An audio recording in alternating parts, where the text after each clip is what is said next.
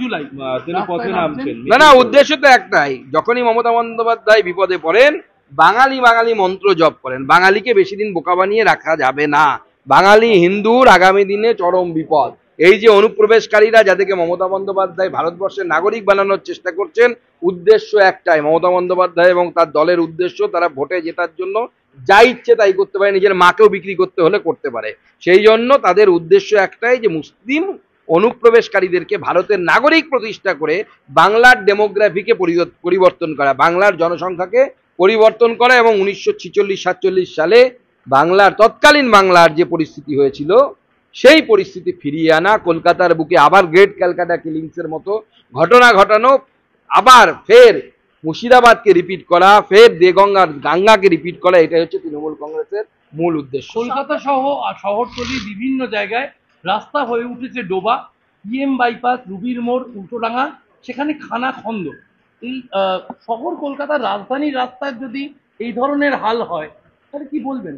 দেখুন, মমতা বন্দ্যোপাধ্যায় তার সরকার ডেভেলপমেন্টের দিকে কোনোভাবে নজর না দিয়ে যেভাবে এই আইডেন্টিটি পলিটিক্সের দিকে যাচ্ছে, এই ঘটনাই ঘটবে। ডেভেলপমেন্টের তো কোনো মডেল নেই রাজ্য সরকারের হাতে, কোনো কাজ নেই, কাজ করতে পারছে না, কাজের টাকা নেই। আর লন্ডন বানাতে চেয়েছিলেন, তো আমার মনে হয় ছোট ছোট গর্তগুলো হচ্ছে টেমস নদীর কোনো একটা কিছু হবে, সেই জন্য লন্ডন হচ্ছে। রাজ্যের বিভিন্ন জায়গায় এই ধরনের হতশ্রী রাস্তার জন্য কোথাও গর্ভবতী মহিলাদেরকে সময় মতো হসপিটালে নিয়ে যাওয়া যায় না, তারা প্রসব যন্ত্রণায় কাতর হয়ে রাস্তায় অনেক সময় তারা প্রসব করে। এই ধরনের পরিস্থিতি বাংলায় মুখ্যমন্ত্রীর আমলে তৈরি হয়েছে, একজন মহিলা মুখ্যমন্ত্রী থাকা অবস্থায়। এবং রাস্তার উন্নয়নের কোনো ইনফ্রাস্ট্রাকচারের ক্ষেত্রে আপনার বাজেট নেই পরিকাঠামোগত উন্নয়নের জন্য।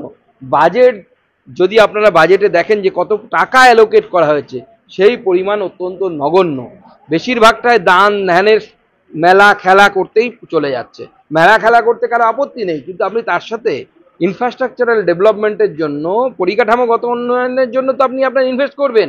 যে রাজ্যের বাজেট যত বেশি পরিকাঠামোগত উন্নয়নে টাকা খরচ করে, সেই রাজ্যের বাজেট তত বেশি শক্তিশালী হিসেবে ধরা হয়। বাংলার অশ্লীলতায় তৃণমূল কংগ্রেস কিছু রেখেছে নাকি? কসবাতে, সাউথ কলকাতা ল কলেজে যে ঘটনা ঘটেছে আর যা ভিডিও পাওয়া যাচ্ছে তৃণমূল কংগ্রেসের দৌড়তে, বাংলার অস্মিতা বলে কিছু আছে?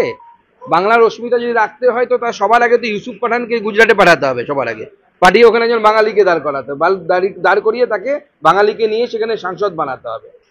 রাজ্যের মন্ত্রী মানস ভুঁইয়া বলছেন যে বৃষ্টিতে বিপর্যস্ত বাংলা, তার সব দায়টা কেন্দ্রের জন্যই রাজ্যের এই স্যান্ডউইচ অবস্থা।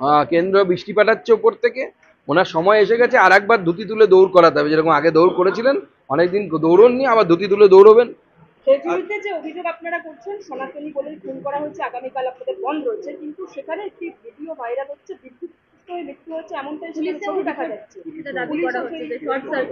না, পুলিশের দাবি তো, সেই জন্য ওটাকে বিশ্বাস করা হবে না। যে পুলিশ কথায় কথায় মিথ্যে কথা বলে তার দাবিকে আবার কে মানে?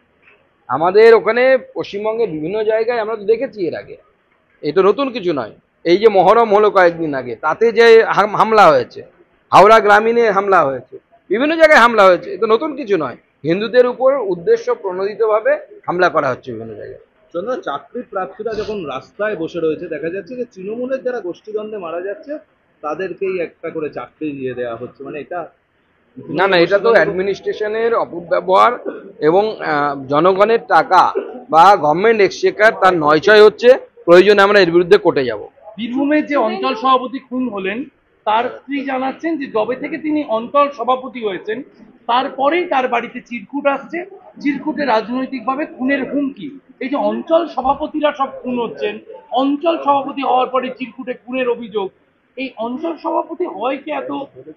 দেখুন, অঞ্চল সভাপতির হাতে সেই এলাকার সমস্ত পয়সা করি রোজগার করার বা পয়সা তোলার, কাটমানি তোলার ব্যবস্থা তৃণমূল কংগ্রেসের তরফ থেকে দলগতভাবে করা হয়েছে।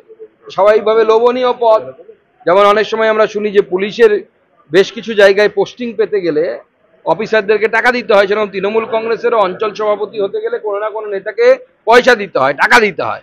তো যে টাকা দিয়ে সেই পদটা পাবে তাকে তো টাকাটা তুলতে হবে, তো স্বাভাবিকভাবে এই ধরনের তোলাবাজি সেখানে শুরু হচ্ছে এবং তার ফলে সবার লোভ ওই পদে, মালাইদার পোস্টিং পুলিশের মতো। আমার তরফে শেষ প্রশ্ন, রাজ্য সভাপতি হওয়ার পর শ্রমিক ভট্টাচার্য আগামীকাল থেকে জেলা সফরে বেরোচ্ছেন। উত্তরবঙ্গে 3 দিনের সফর, জেলাওয়ারি মিটিং। আপনি কিছু অবগত? আপনি উত্তরবঙ্গের সাংসদ। না, স্বাভাবিকভাবে জেলা সভাপতি এই রাজ্য সভাপতির সাথে আমার আলোচনা হয়েছে, তিনি স্বাভাবিক গোটা রাজ্যে ঘুরবেন, তার জন্য আমার সাথে আলোচনা করার কোনো প্রয়োজন নেই। শুভেন্দু অধিকারী তোলা অভিযোগ বন্ধের দাবি, এদিকে কি হিন্দুদেরকে বেছে বেছে খুন করা হচ্ছে? না না, সে তো হিন্দুদের প্রতি একটি সংগঠিত আক্রমণ গোটা পশ্চিমবঙ্গ জুড়ে হচ্ছে, এবং এতে প্রত্যক্ষ বা পরোক্ষভাবে কিন্তু তৃণমূল কংগ্রেসের ইনভলভমেন্ট আমরা দেখতে পাচ্ছি। দিল্লিতে বাঙালি কলোনি আক্রান্ত সেই ছবি দিয়ে তৃণমূল তাদের প্রতিনিধি দল পাঠিয়ে সেখানে একটি এলাকা বিজয় কলোনি, সেখানে বাঙালিরা আক্রান্ত, বাঙালিদের বাড়ি ভেঙে দেওয়া হচ্ছে, বাংলা ভাষা দেখলে দিল্লি থেকে বিতরণ করা হচ্ছে, এরকম তারা এক্সেন্ডেল পোস্ট করে এবং প্রতিনিধি দল পাঠাচ্ছে।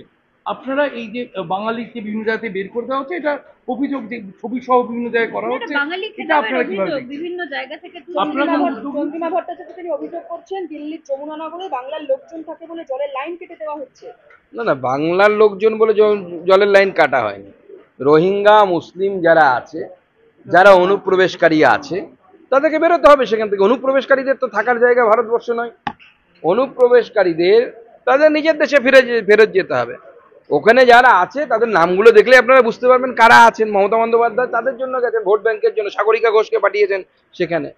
এদের উদ্দেশ্য হচ্ছে বাঙালি নামে সেন্টিমেন্টে, যে বাঙালি, আমি বারবার বলছি, যে বাঙালির পেটে লাথি মেরে মমতা বন্দ্যোপাধ্যায় কীর্তি আজাদ থেকে শুরু করে, ইউসুফ পাঠান থেকে শুরু করে, শত্রুঘ্ন সিনহা থেকে শুরু করে, সাকেত গোখলের মতো লোককে নিয়ে এসে মমতা বন্দ্যোপাধ্যায় বাঙালির পেটে লাথি মেরেছেন। তাও এক পায়ের লাথি নয়, জোড়া পায়ে লাথি মেরেছে বাঙালির পেটে। বাঙালি সাংসদের সংখ্যা কমিয়েছে মমতা বন্দ্যোপাধ্যায় দিল্লিতে।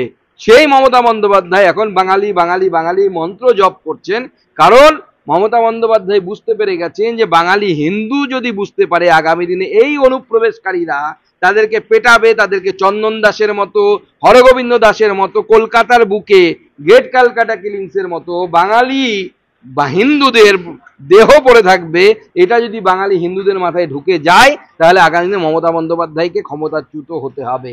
সেই জন্য মমতা বন্দ্যোপাধ্যায় তার সমস্ত দলবলকে নাক দাঁত সব বের করে, দাঁত নখ বের করে মার্কেটে নামিয়ে দিয়েছেন প্রচার করার জন্য। এই ইস্যুতেই মমতা